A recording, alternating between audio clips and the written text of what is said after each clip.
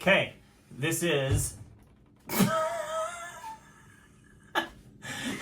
This is the Film Huggers movie review slam gauntlet. That's not a very good name. So the premise is that we each pick 3 movies that we like, and then the other person went through Letterboxd reviews and found mean things that other people said about each of those movies. Yeah, I definitely lost the plot on the mean part, but that's okay. That's okay. They're funny things. Okay, first movie that you liked that I am doing reviews from Letterboxd for is Seven. So say something about why you like Seven. Why do I like Seven? I just like, it's a vibe.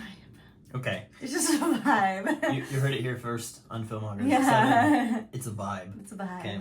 Maybe we should say something about what this movie actually is. Brad Pitt and Morgan Freeman are cops. There's a serial killer who's killing based on the 7 deadly sins. It's very dark. David Fincher's first movie. And Kevin Spacey is the serial killer, which honestly, time has made that age very well. That is a huge spoiler. He's not credited in the movie, but... Okay. It's not like a surprise who the killer is in the movie. You know what I'm saying? That's not the point. Anyway, whatever. Yeah. Okay. 7. So here's some reviews from Letterboxd about things that people thought about 7. Fun fact: during the making of this film, Morgan Freeman actually hurt his back from carrying this movie. Okay, you know what? I will say Brad Pitt is... he's a little aggro, you know? A lot of this was like, that film is like peak Brad Pitt's period of playing these like rugged heroes who don't really have much to say, but they kind of react to things like, duh, duh, duh. Like he reacts to a lot of things like that in this movie. So I can see that. I can see that criticism, but also I'm okay with that. Yeah. Morgan Freeman actually is really good in that movie. Yeah. I Okay. mean, he is God. So He's God. he's That's God. Right. Okay. This person gave it 2 stars and said, I didn't even rewatch it before doing this review. I just started thinking about this movie again and I got reminded of how much it sucks ass.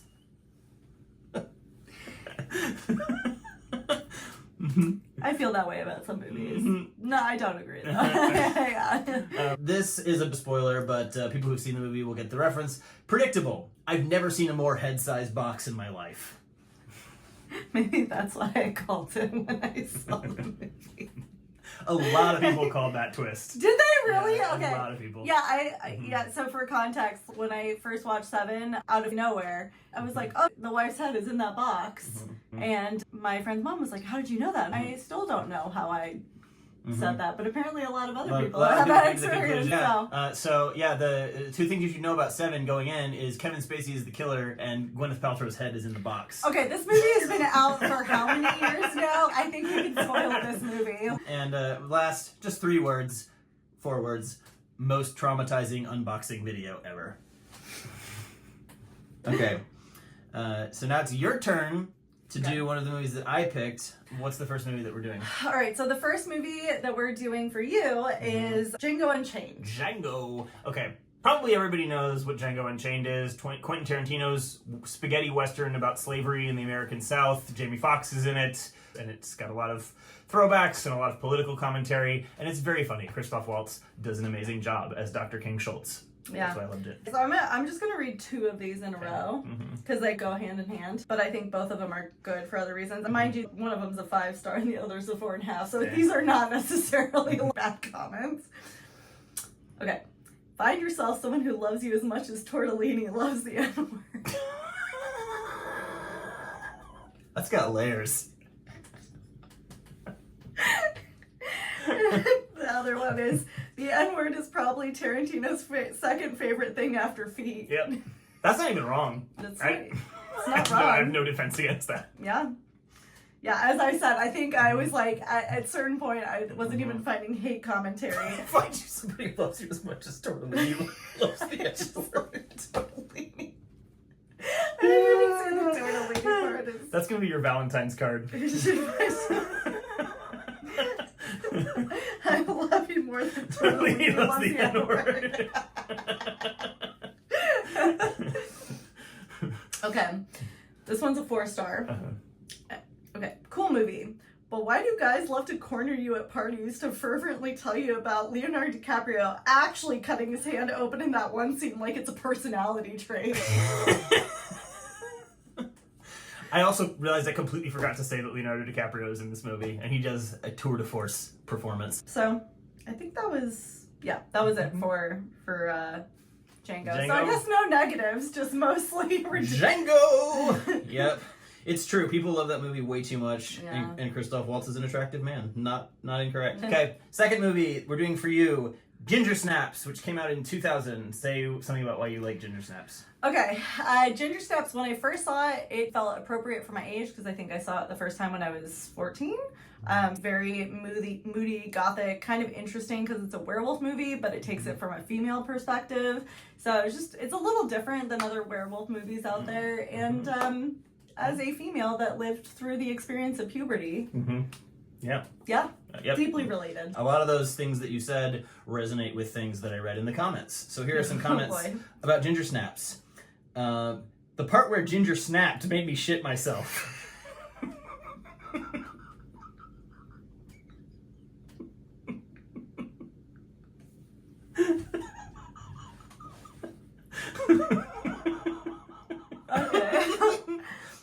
I don't know which character B is, but the wig on B is so bad. Oh God. Yeah, it is. The wig on B is so bad. Haha, I really need to see what her actual hair looks like. I gagged so many times, especially anytime her tail was on screen. What the fuck, LOL. Also, I heard this was gay. It's not gay at all. I feel bamboozled.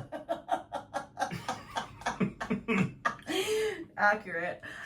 Yeah, actually, so the actress that plays B, that's like the younger sister, not the one that turns into the werewolf. So when they originally hired her, she had long dark hair, and she literally got a buzz cut. There were people who were like, why didn't you just let her have her real hair? But no, if you actually look at the hair, it's like G.I. Jane level. It's just weird. It does not go with it. Wow, that's extraordinary. So, why do people think this movie is gay? That is a good question. I don't know why it's gay. Well, if you think it's gay, just be aware that it's not gay at all, and you'll feel bamboozled. Next movie. So the movie that we're doing next is Dune, but the one that David Lynch directed in 1984. And why was that one? Why did you pick that movie? This was a seminal movie for me growing up. The first time I saw this movie, I was 12 years old, and it was shown to me and a group of other kids at a church sleepover, and then I had to go to bed and think about it all night. It made a big impact on me, made me feel feelings I have never felt before. Patrick Stewart's amazing in it. Kyle MacLachlan's amazing in it. Everybody's amazing in it. It's not a good movie, really. It's a hot mess, but I just love it so much. Okay. Okay, so first comment, this is a 1.5 star. At least it didn't star Timothée Chalamet. Yeah, there's actually a big feud about who was the better Paul Atreides, Chalamet or MacLachlan. People my age, aka old, tend to think that MacLachlan did the better job, and younger people like you think that Chalamet did the better job. So we'll have to watch them both. I've never seen it, so I don't know. Okay. Are you ready? Yes.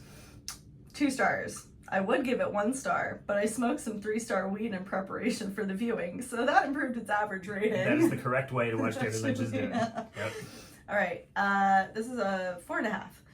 A hallucinatory masterpiece that jumps grandly out on stage, trips on its shoelace, falls into the orchestra, and its dick ends up in a tuba. Yep, that's pretty accurate. But they tried so hard. I know. I hope that tuba felt good. I bet it did. That's it. That's it. Okay. Those are all accurate. All right. Final movie that we're doing for you is A Quiet Place. Why do you like A Quiet Place? I like A Quiet Place because I think they develop the family very well, and I really like all the characters that are in the family. I really relate to them, and I think that, man, do they have a strong opening to that movie with a gut punch of a child dying, which is not something you typically will ever do in a movie, and not that early in the movie if it happens. Well, guess what? I've got some comments for you about that. Oh, do you really? Yeah. Okay. They made a baby silently, and in any case, making a baby in a world like theirs is a very shitty, stupid idea. Well, it's not like they had a choice. I feel like everybody comments on this where they're like, why would they choose this? Did they, like, okay, look, have you tried to not have sex when your significant other is around? Like, that is hard. And I'm sure birth control methods weren't really available at the time. You know, like, where are they they're just gonna run down and buy, like, look, accidents happen. And accidents make people. So shit happens. And also, like, that soundproofed room, so they probably, did have quiet sex. Okay. Sorry, that's what we're me mad. Yeah. That's what we're here for. Yeah. What happened? What happens in this world if you have to take a really explosive shit? These are the details I need explained. I mean, that is a fair question. This is not a world that's safe for bodily functions. But here's the positive about this: whoever is left over, right? Whoever's reproducing is probably going to be a group of people that doesn't snore, doesn't fart, doesn't like take wildly loud shits. Yeah. And so, is it making the human race superior? Probably. Probably so. You know? There's no room for Taco Bell in this future. There is no, I mean, yeah. Last comment. Pro-lifers be watching this movie like, hell yeah. Because of the baby. Okay. Is that all you got for me? That's all I got for you. Okay, right. Now it's your turn. Okay.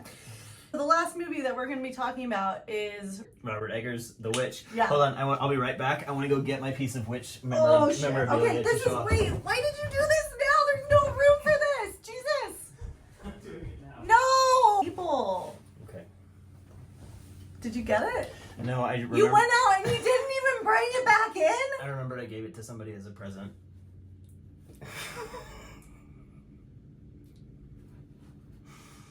Okay, all right. Let's go do this. In any case. So why do you like The Witch? Because it's amazing. It's a nearly perfect movie. Is it a vibe? It is more than a vibe. It's a lifestyle. Anya Taylor-Joy does a great job. The actors whose names I can't remember do great jobs. The GOAT does a great job. It's atmospheric. It's tightly written. Yeah, it's nearly a perfect movie.